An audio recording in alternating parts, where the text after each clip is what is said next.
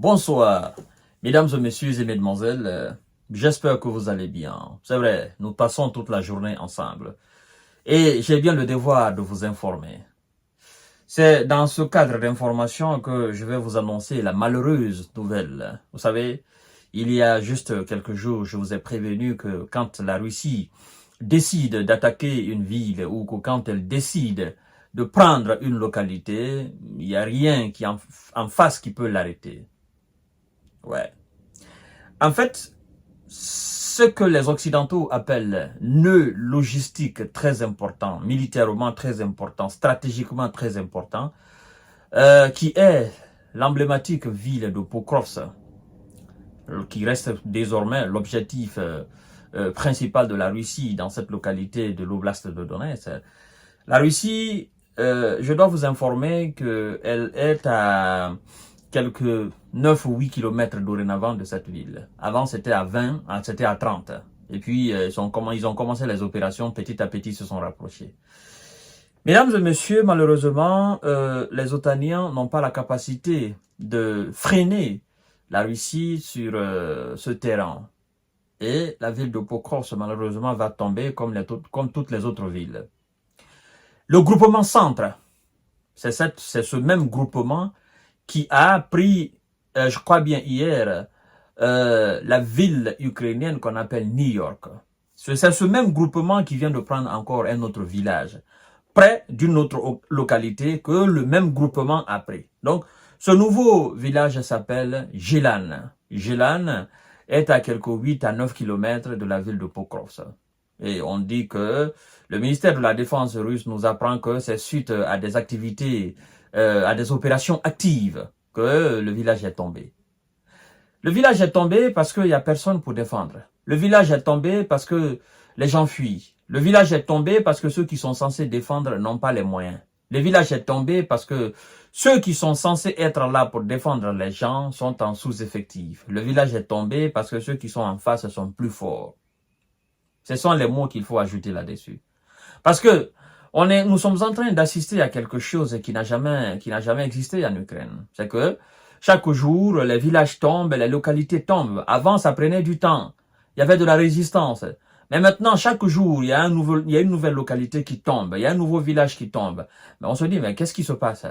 Ils finiront par prendre Kiev un jour. Ou bien, quand ils seront autour de Kiev, les Américains et les Européens vont envoyer des militaires pour aller aussi défendre la ville de Kiev. Mais à quoi ça sert bon d'aller défendre la seule ville de Kiev? Ça sent très bien que les autres localités sont en train de tomber.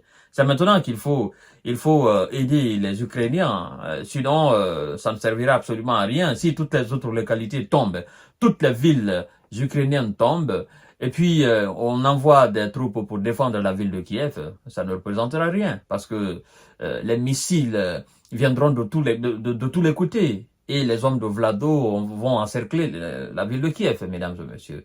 C'est bien dommage que depuis tout ce temps, on parle mais ils ne comprennent pas. Ils nous ont parlé de rapport de force. Ce rapport de force n'est jamais apparu, mesdames et messieurs. Oui, l'armée russe a libéré le village de Gelan dans l'oblast de Donetsk. Partagez la vidéo dans tous les groupes aussi, mesdames et messieurs.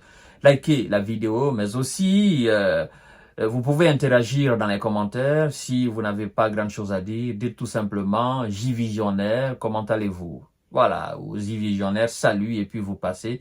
Vous écoutez les informations. Les unités du troupe centre, à la suite d'actions actives, ont libéré le village de Gelan, dans la République populaire de Donetsk, a affirmé mercredi le ministère de la Défense russe à l'occasion de son point quotidien, mesdames et messieurs, sur le conflit qui l'oppose à l'Occident en Ukraine. Parce que je voudrais qu'on évite maintenant de parler de conflit russo-ukrainien. Ça n'a jamais existé et ça ne va jamais exister. C'est le conflit russo-occidental. Voilà. C'est de ça qu'il s'agit, mesdames et messieurs. Voilà. Sur le conflit qui l'oppose à l'Occident, cette localité, Jidan, à proximité du nœud logistique de Pokrovsk, est frontalière de Serivka. Serivka est une autre localité de l'Est de l'Ukraine prise le 16 août 2024 par l'armée russe. Vous voyez? toutes les localités qu'on cite actuellement dans le Donbass, c'est des localités qui sont sous le contrôle de l'armée russe. Et puis, on veut nous faire croire, bon, je ne parle pas de nous et vous qui me suivez, parce que vous et nous sommes avertis, nous avons les informations réelles. On veut faire croire à une partie de la population occidentale, parce que je dirais pas la population mondiale, mais la population occidentale, on veut faire croire que M. Zelensky et ses troupes sont en train d'avancer dans la région Kursk russe, ce qui est faux. C'est faux. Ouais, c'est du pipeau, c'est du mensonge au fait.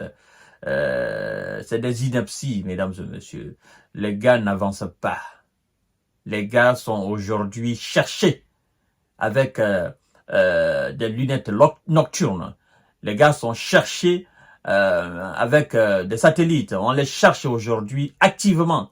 Parce que sachez que ces gens sont considérés, les gars de Zelensky qui sont dans cette région, qui ne savent plus où aller, qui sont encerclés, ils sont considérés par les Russes comme des terreaux. Et qui est-ce qui est en train de les pourchasser? Laissez-moi vous dire que c'est cet organe qui est chargé de combattre les terreaux sur le territoire russe. Où qu'ils soient, les terreaux. Ok? Et comme je vous ai dit la fois dernière dans mon émission, les gars qui sont aujourd'hui sur le territoire russe, dans la région de Kursk, pris, ils ont le même traitement que ceux qui ont attaqué la grande salle de Crocus City. Vous comprenez? Eux, ils n'ont pas le traitement de militaires prisonniers. Non. La Russie a très bien réfléchi à ce sujet. Ça veut dire que si vous êtes aujourd'hui un gars de Zelensky, c'est pourquoi les députés, le parlement de M. Zelensky, qu'on appelle la Rada, a fait quelque chose d'exceptionnel. En fait, ils ont dit aux gars qui sont dans la région de Kursk qu'ils auront les mêmes salaires que ceux qui sont au front. C'est pour une fois, en quelque sorte, les encourager. Mais ils savent que ces gens ne vont pas revenir. Parce que là où ces gens sont là aujourd'hui, ils sont coupés du reste de l'Ukraine. Ils ne peuvent pas rentrer, ils ne peuvent pas retourner en Ukraine. Eux, ils sont encerclés en Russie. Je ne parle pas de ceux qui ont commencé à laisser les tenues, qui se font dans le peu de population qui est encore là, bien qu'on ait évacué, mais il y a quelques-uns qui délaissent leur tenue complètement. Et puis, pour eux, c'est une chance, parce qu'ils voulaient fuir l'Ukraine, et maintenant ils se retrouvent sur le sol russe. Et donc, eux, ils laissent la tenue, et ils fuient. Bon, c'est des gars qui parlent russe. La plupart des Ukrainiens parlent russe. Vous voyez? Donc, la situation est vraiment dramatique aujourd'hui. Et je vous ai dit, n'allez pas à Kursk. Restez dans le Donbass. C'est là où ça se passe. La défaite qui est là actuellement, c'est ce qu'on veut masquer en parlant de Kursk. Mais nous, on dit non. On reste là. Là où ça se passe. Là où c'est chaud, là. On reste là-bas. Voilà, mesdames et messieurs. Donc, vous partagez la vidéo dans tous les groupes possibles. Un nouveau village est tombé. D'ici le soir, on va attendre encore une autre nouvelle.